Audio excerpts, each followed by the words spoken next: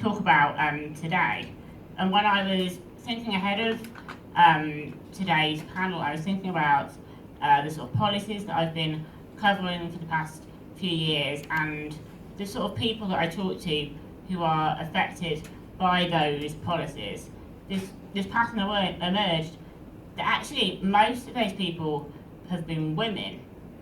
They have been mothers or carers or individuals struggling to now feed themselves in a system that is increasingly stacked against them. And this isn't to say that men aren't severely affected by government cuts in this country, but it is to acknowledge, I think, that being female whilst being disabled under austerity is apparently a particularly damning crime. 85% of all the cuts have been at the expense of women, according to calculations by the House of Commons Library at the start of the year. Severely disabled people in poverty have been hit 18 times harder by austerity than other citizens. It's not an exaggeration to say that we have been witnessing an economic and cultural assault on disabled people and on women. To be a disabled woman in that climate is obviously to be attacked on two fronts. And the reality of this is that it rarely hits front page news. I think by its very nature, austerity doesn't hit the middle classes with influence and power. It's marginalised people, the sort of people who don't tend to have much of a voice and they don't really have anywhere to go when things get even worse. They are essentially sort of thousands of, I think, sort of private moments of powerlessness that are listed in communities up and down this country. And I wanted to tell you about two women that I've spoken to recently. I wanted to tell you about Jenny, who is not her real name, a young woman I spoke to a couple of months ago who is using a wheelchair. She's in her 30s and she's doing what most people try to do. She goes to work, she sees her boyfriend, she lives independently in her own home. But social care cuts mean this has been increasingly hard for her. And we were talking about nowadays, actually, she's fighting for basic female health and a bit of old-fashioned dignity.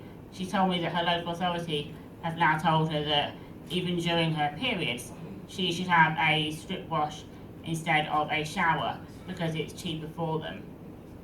And then there was Chantal, who isn't disabled herself but is deeply affected by disability because she's primary care for her severely brain damaged little boy.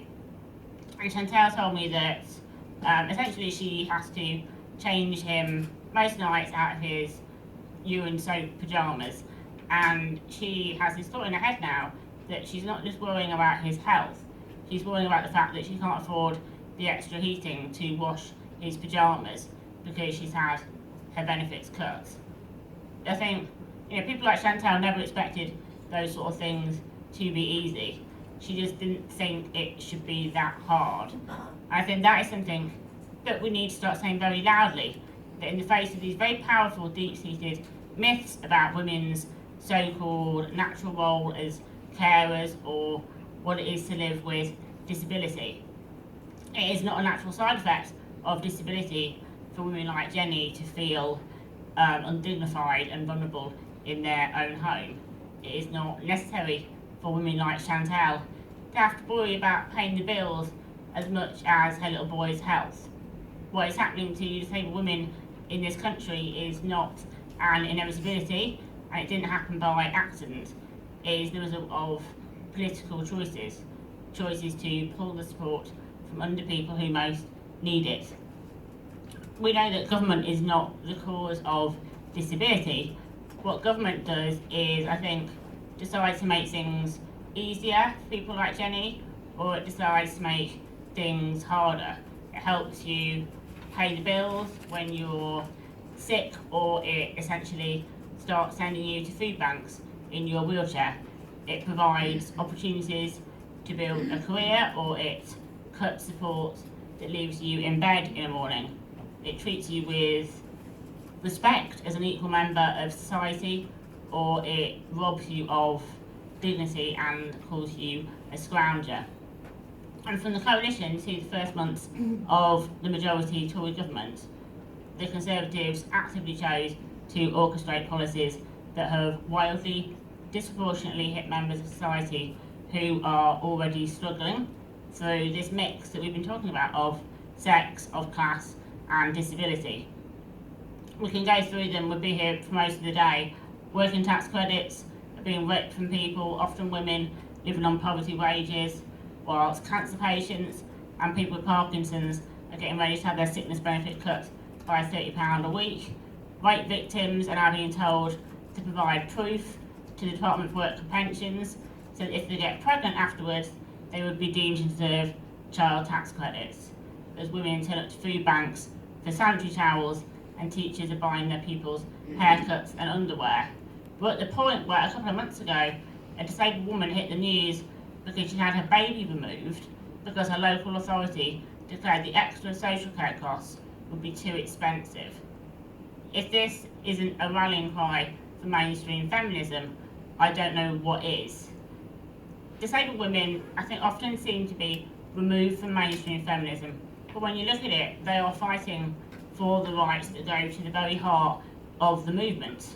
It's about living a life where you can raise children as mothers if you want, as well as having access to contraception. It's about being safe from male violence and getting justice and support as survivors. It's a life where you can build a career and earn an equal wage, but trust a safety net will be there if you fall sick or choose to care for your children. And in 2015, in one of the richest nations on earth, disabled women are currently being told independence and dignity are somehow luxuries, that it's too expensive, that it's too difficult, and the government will get there when it can. I think history tells us very clearly that feminists don't really sit quietly and wait for equality. Whether it's the vote or reproductive control or education, we've always cast our eye on what has been taken from us and said, actually, that is our right. And I think now is exactly the time for us, all of us, disabled women, mainstream feminism, to declare that a disabled woman's struggle is actually any woman's struggle. And it is time to say very clearly that austerity is absolutely a feminist issue. Thank you.